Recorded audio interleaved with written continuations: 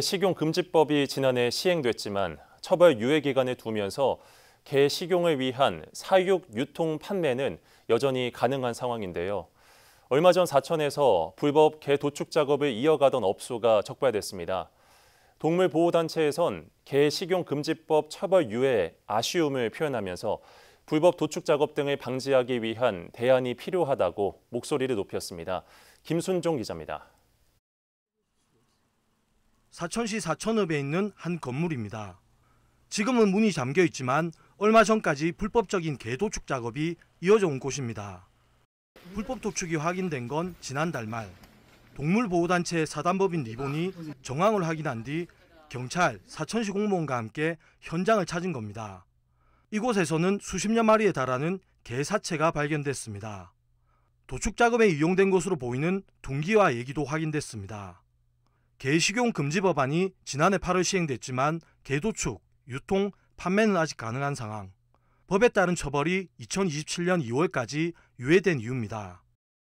개 식용 금지 법안이 통과가 돼서 2027년 2월부터 시행이 될 겁니다. 그 전에 앞서서 저희들이 불법으로 도축되거나 불법으로 도살되는 개들의 상황을 적극적으로 막아야 되고요. 하지만 모든 도축 작업과 판매가 합법인 건 아닙니다.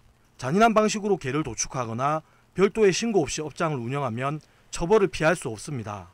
동물보호법 13조는 동물을 잔인한 방식으로 도살하는 걸 금지하고 있습니다.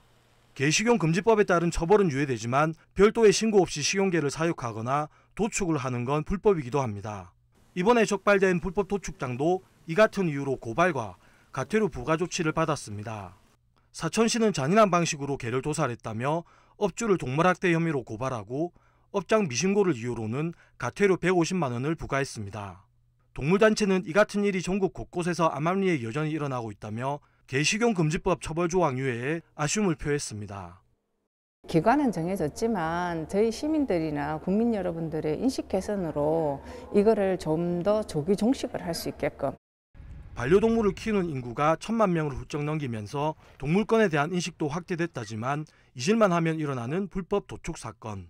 개식용금지법 처벌 유예 기한이 2년 가까이 남은 가운데 법 시행 전에 이 같은 불법 도축을 근절할 방안은 무엇일지 고심이 필요해 보입니다. SCS 김순종입니다. 뉴스가 곧 힘입니다. 여러분의 구독과 좋아요는 지역 뉴스의 힘이 됩니다.